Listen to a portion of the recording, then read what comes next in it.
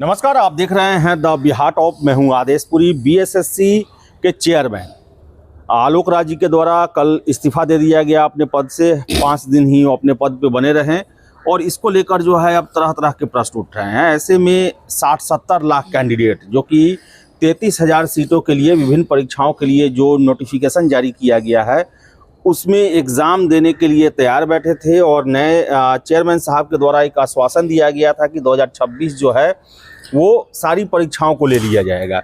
ऐसे में अब अगले अध्यक्ष के हाथों में जब तक उनकी तैनाती होगी उनके हाथों में सारी प्रक्रिया हो गई। और क्यों इस्तीफा दिए इन सभी को लेकर जो है बात करेंगे। हमारे साथ हैं दरोगा गुरु रहमान सर।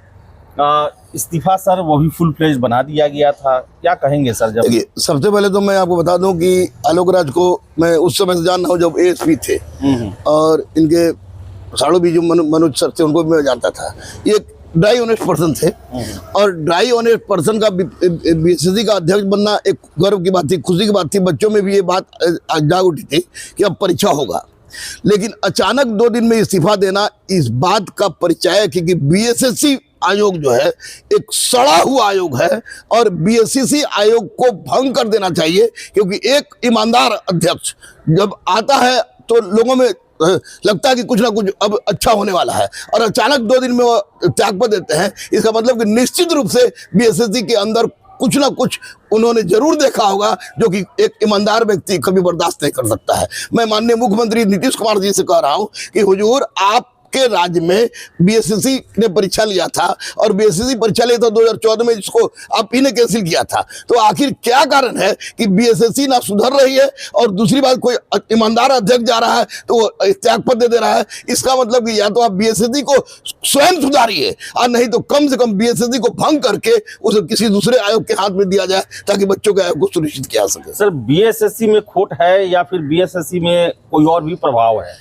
क्योंकि सर अध्यक्ष बीएसएससी के कारण दे ऐसे तो आलोक राज नहीं है, बाहरी नहीं देखिए एक बात मैं स्पष्ट बता दूं कि केवल बीएसएससी का में खोट से ऐसा बात नहीं हो सकता है और बीएसएससी में खोट उस समय तक नहीं हो रहा रहेगा जब तक कोई बाहरी प्रेशर नहीं रहे। बिना बाहरी प्रेशर के बीएसएससी गलत कर ही सकता कोई भी, तो निश्चित रूप से इसमें बाहरी प्रेशर भी होगा। और जब एक ईमानदार व्यक्ति अध्यक्ष पद पर जाता है और वो इंटरव्यू देता है कि मैं सबको सुधार दूंगा और उसके दूसरे तीसरे दिन पता चलता है कि वो त्यागपत्र दे दिया, इसका मतलब बीएसएससी के अंदर तो खोट है ही, लेकिन खोट बाहरी प्रभाव के कारण है, इसे अस्वीकार नहीं जा सकता।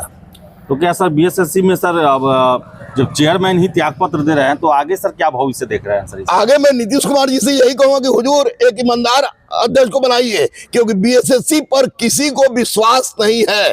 कोई भी आदमी अगर आता है, अगर आलोक राज जी से छवि का नहीं होता है तो वो निश्चित रूप से बीएसएससी गड़बड़ी करेगा। अरे ये खेलना है जिंदगी के साथ यार। 33 लाख फॉर्म भरवा लिया कुछ पोस्टों के लिए, इंटर स्तरीय परीक्षा 2-3 साल हो गया उसकी परीक्षा नहीं हो रही है, सीजीएल 4 के का कोई डेटिंग इनके पास नहीं है। और ये क्या है आयोग? बीएसएससी सड़ी हुई आयोग है, यह कहने में मुझे कोई संशय नहीं है। और इसके लिए एक मजबूत ईमानदार अध्यक्ष की जरूरत थी जो आलोक राज थे। आलोक राज का इस्तीफा बीएसएससी के कलई खोलने के लिए पर्याप्त है। सर आगे क्या देखते हैं सर? आगे सर अब नए अध्यक्ष आएंगे, कब तक आएंगे उनको भी समझने में समय लगेगा और जिन वजहों से जिन दबावों से आलोक राज जी अगर गए हैं क्या वो उसको टैकल कर सकते हैं? देखिए एक बात तो स्पष्ट है कि माननीय नीतीश जी एक ईमानदार मुख्यमंत्री हैं।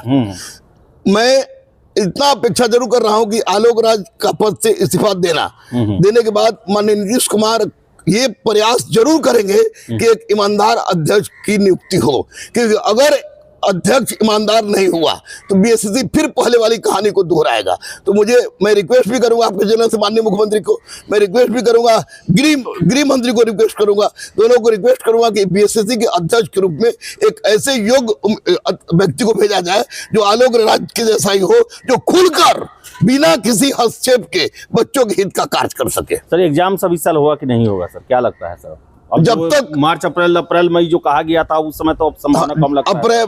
हमको अब नहीं लग रही, इंटर स्तरीय लेने की औकात में नहीं है। इंटर स्तरीय लेने से डर नहीं है कि उनका हाथ जल जाएगा, कोई भी हो।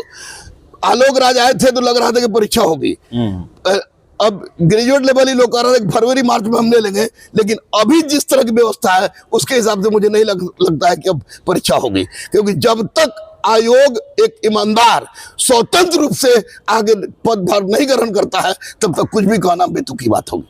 सर 18 और 21 तारीख को दरोगा का एग्जाम है सर, क्या कहेंगे छात्रों को? छात्रों को यही कहेंगे 18 और 21 तारीख को दरोगा एग्जाम में कि निश्चित रूप से बेटा क्वेश्चन मॉडरेट टू टफ रहेगा, और अभी आप लोग कुछ भी ना पढ़ें, कुछ भी एक्स्ट्रा ना पढ़ें, जो प्रीवियस ईयर क्वेश्चन है उसको रिवाइज कर लें, जो पढ़े हैं, जो टिक लगाए हुए, जो उतारे हुए हैं उसको देख लीजिए, और ये आपको जो करंट अफेयर्स है उसका जमकर मेहनत करें, डेली 4-5 सेट मारे, और कोई भी चोर दलाल किसी तरह की बात करे उससे बच के रहे, रिजल्ट श्योर है। सर एक और प्रश्न सर, कल जब सुने जब आलोक राज जी इस्तीफा दे दिए, पहला रिएक्शन आपका क्या था सर? पहला, चूंकि आलोक राज सर को मैं उस समय से जान रहा हूँ जब तुरंत ज्वाइन किए थे एएसपी से, तो 1989 से मैं जान रहा हूँ इनको, और जब लगा हमको कि आलोक राज ने त्याग पत्र दे दिया तो पहले तो मुझे लगा कि कोई वायरल गलत न्यूज फैला रहा है, लेकिन जब बाद में पुष्टि इसकी हुई, जब पुष्टि हुई कि सही में उन्होंने दे दिया है, तो स्पष्ट हो गया कि बीएसएससी अब किसी भी परीक्षा को कंडक्ट कराने के योग्य नहीं रह गई है। तो पीड़ा होगी, एक ईमानदार अध्यक्ष गया 2 दिन में भाग के चलाता है, क्या कारण है? इसका मतलब बीएसएससी के अंदर जरूर कुछ ना कुछ है जो एक ईमानदार व्यक्ति के कार्य को करने में रोक रही है। चलिए सर, तो सभी को आश्चर्य हुआ है, और सबसे ज़्यादा आश्चर्य उन छात्रों को हुआ जो कि तैयारी शुरू कर दिए थे। एक आस बंध गया था कि सारी परीक्षाएं जो हैं वो जल्द से जल्द ली जाएंगी, और एक सुस्ती का जो धब्बा बना हुआ था आयोग पर वो समाप्त होगा। लेकिन फिर से अनिश्चितता के बादल जो हैं वो बीएसएससी के ऊपर छा गए हैं। नए अध्यक्ष कब तक आएंगे, कौन आएंगे, उनकी कार्यप्रणाली क्या रहेगी, और सबसे बड़ा प्रश्न, छात्रों को न्यायपूर्वक नौकरी मिल पाएगा या नहीं, ये एक मुद्दा बीएसएससी के लिए सबसे बड़ा बना हुआ है। तो चलिए इस वीडियो में इतना ही। वीडियो पसंद आया लाइक शेयर करें, हमारे चैनल द बिहार टॉप को सब्सक्राइब जरूर कर लें।